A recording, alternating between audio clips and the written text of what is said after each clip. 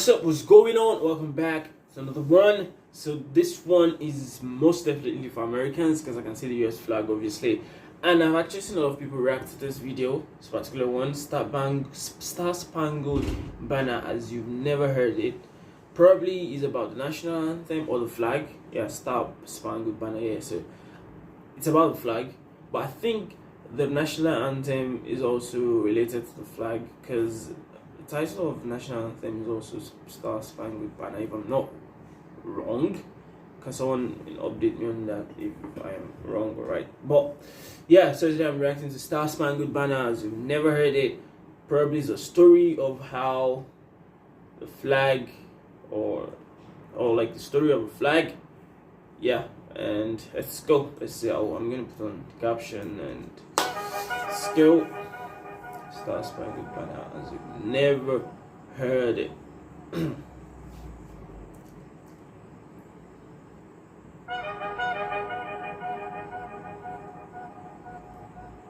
There was a lawyer once. His name was Francis Scott Key. He penned a song that I'm sure you're aware of. You've seen it. It's in most hymnals throughout our churches. It's called the national anthem. It is our song as an American. We go, however, to evolve. So the US national anthem is in hymn books, like hymn books that we use in churches.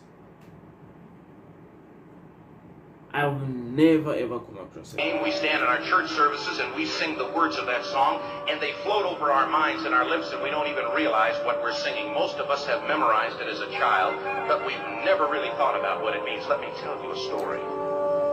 Francis Scott Key was a lawyer in Baltimore.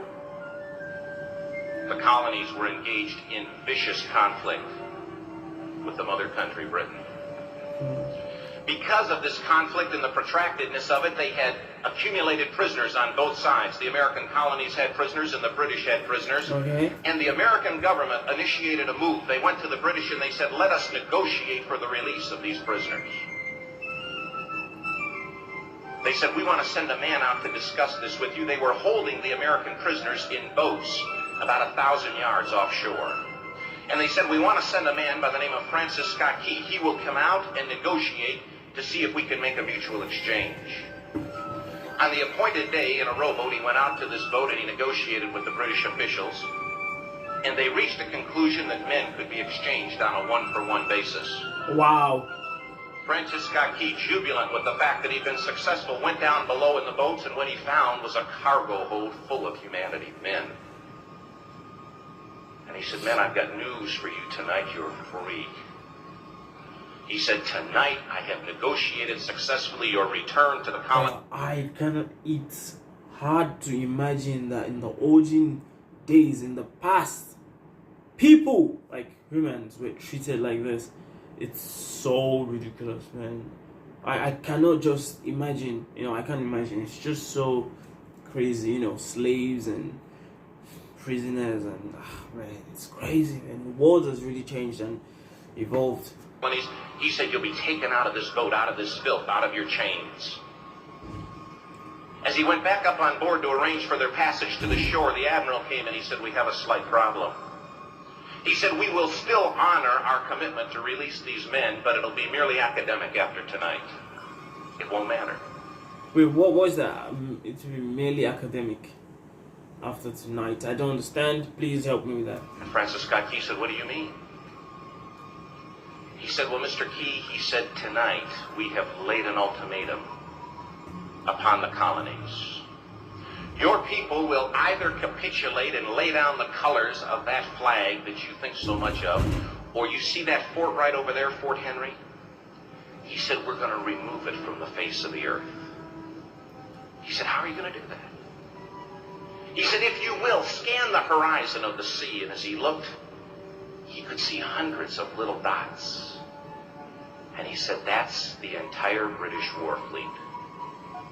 He said, all of the gunpowder, all of the armament is being called upon to demolish that fort.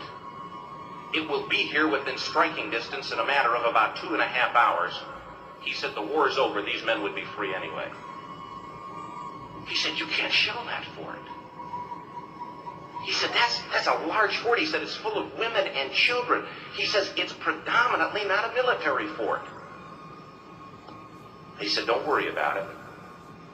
They said, we've left them a way out. He said, what's that?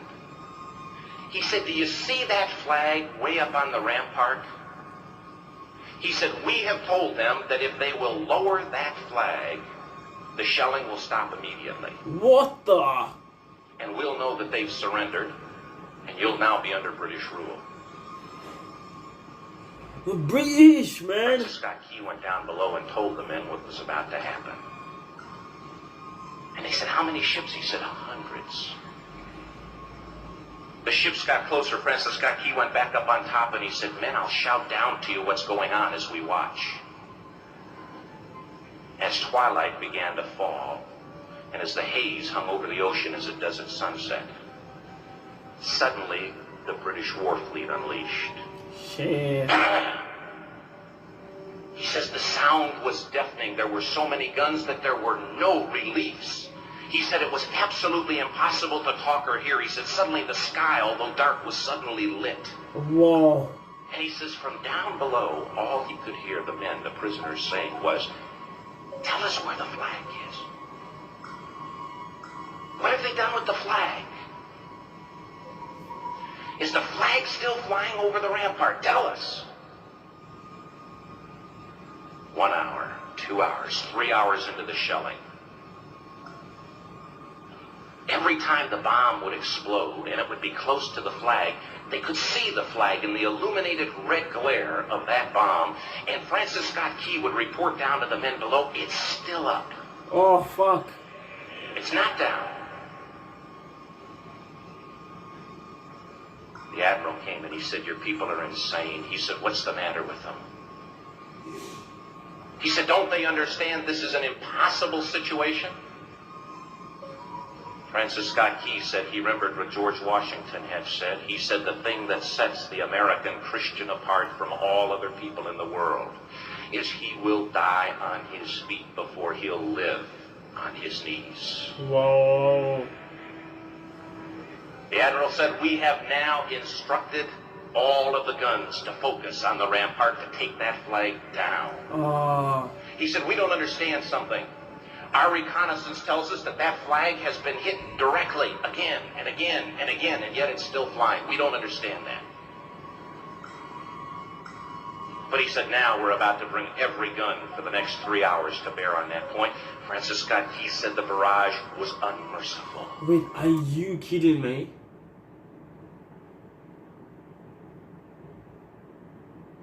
How is that even possible?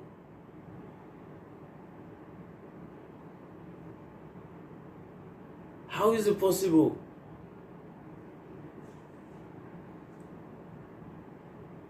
How is it possible that the flag remained flying? It's crazy, I don't understand. All that he could hear was the men down below praying. The prayer, God, keep that flag flying where we last saw it. Oh. Sunrise came. He said there was a heavy mist hanging over the land, but the rampart was tall enough. There stood the flag, completely nondescript, in shreds. The flagpole itself was at a crazy angle, but the flag was still at the top. Francis Scott Key went aboard and immediately went into Fort Henry to see what had happened. And what he found had happened was that that flagpole and that flag had suffered repetitious direct hits. And when it had fallen, but men, fathers, who knew what it meant for that flag to be on the ground, although knowing that all of the British guns were trained on it, walked over and held it up humanly until they died. Their bodies were removed and others took their place. Whoa! Francis Scott Key said what held that flagpole in place at that unusual angle were patriots' bodies. He penned a song Oh, say can you see by the dawn's early light what so proudly we hailed at the twilight's last gleaming?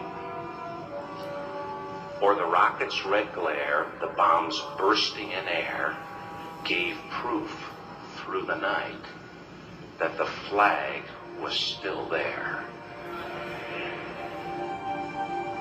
Oh, say, does that star-spangled banner yet fly and wave o'er the land of the free and the home of the brave? The debt was demanded, the price it was paid. Oh, say, can you see by the dawn's early light what so proudly we hailed at the twilight's last gleaming, whose broad stripes and bright stars through the perilous fight o'er the ramparts we watched were so gallantly streaming, and the rockets red glare, the bombs bursting in air, gave proof through the night that our flag was still there. Oh, say, does that star-spangled banner yet wave o'er the land of the free and the home of the brave? Oh, say, does that star-spangled banner yet wave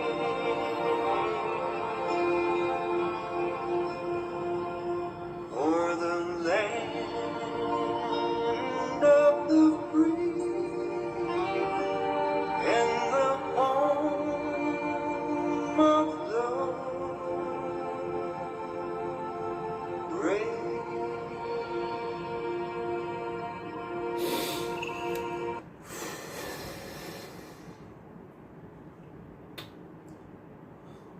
Wow, man.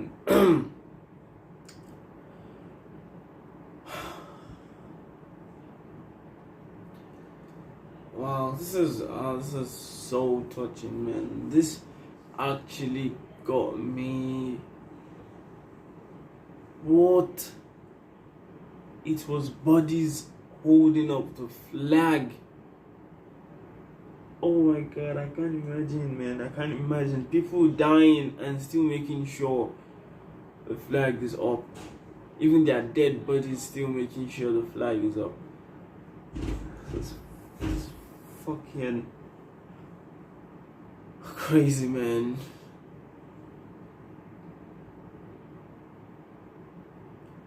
Wow. Anyway, yeah, that was Star-Spangled Banner. As you've never heard it, never ever heard the story before, and I've always heard the anthem itself, but I don't think it has ever made sense to me like this before. I don't think it has, and yeah, this one was so emotional. Whoa. Anyway, yeah, that's my reaction, and see you next time. Peace out.